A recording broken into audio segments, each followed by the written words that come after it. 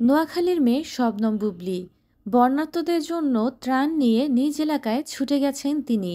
ফেসবুকে তার পোস্ট করা সেসব ছবি দেখে যোগাযোগ করা হলে তিনি জানান, ত্রাণ নয়, সাময়িক বিপদগ্রস্ত মানুষের জন্য উপহার সামগ্রী নিয়ে গিয়েছিলেন তিনি। নোয়াখালী থেকে ঢাকায় ফিরেছেন বুবলী। ত্রাণ সামগ্রী বিতরণের একটি ভিডিও এবং কয়েকটি স্থিরচিত্র ফেসবুকে পোস্ট করে নিজ নিজ অবস্থান থেকে সবাইকে বর্ণার্তদের পাশে দাঁড়াতে অনুরোধ করেছেন এই অভিনেত্রী।